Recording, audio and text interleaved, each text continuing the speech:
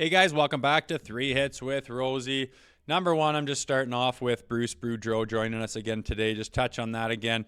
Pretty awesome of him to stop by. A former Toronto boy, former Maple Leaf, and lifelong fan of the Maple Leafs. To be honest with you, he's not really supposed to be doing any media. You got to understand that he's still under contract with the Vancouver Canucks. And as much as me and Nick would have loved to grill him yesterday about what happened there, what the scenario was, what the fallout was, the whole kit and caboodle would be great to get into. But at the end of the day, obviously the Canucks aren't gonna have that, and they're doing a little bit of damage control on some PR stuff, and rightfully so. It's all good. We had to respect that fact and just shoot the shit with Bruce about some Maple Leaf stuff, and he was pretty awesome to give us his time and tell us some some insight about playing for the Leafs back in the mid to late 70s, which I thought was pretty cool. Also, I just think I want to touch back on the fact that he's been in major hockey in one faction or another for 50 years. Like 50.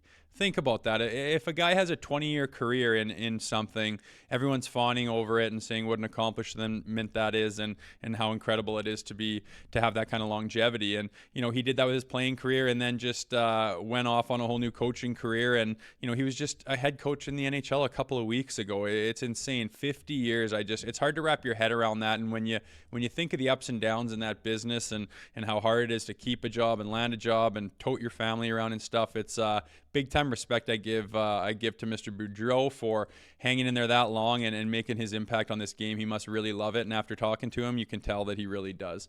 Number two here, we're just talking about the trade deadline's coming up here soon. We've been talking about for a while, but now it's really in our crosshairs here. The fact that All-Star Weekend is over, and that's the next thing on the calendar, and it's really creeping up. And after talking to Bruce, I really think I agree with the fact, excuse me, that we want maybe another defenseman, maybe something to complement Gio, that Luke Shen type we talked about.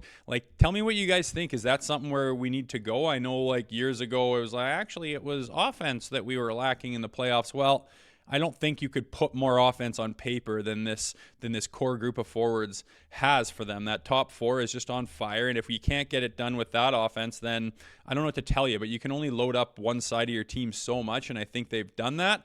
And now we need to maybe address what we need in those playoffs, those grindy playoff series. Maybe a nice defenseman would be solid depending on what you have to give up for him. And then there's another conversation also about that core secondary scoring on the bottom six forwards too. Let us know what you guys think. Number three, just bringing it home. I can't wait to get this thing going again. This bye week is tough when you're wanting to play hockey, when you're wanting to see what the team has, when you're chomping at the bit to see who's healthy and who's not. But can't wait till the boys get back on the ice, see where Austin Matthews is, see where Matt Murray is, see what kind of health we have, and see if we're ready to rock and roll. Because now that February is starting to tick by, there's nothing left to chomp the bit at. You get this trade deadline down, and then all of a sudden it's home free to the playoffs. So excited to get the boys going again here. Let's get this week over with, and any comments or concerns you got, hit us up on it, and we'll try to respond as best as we can. Thanks, guys.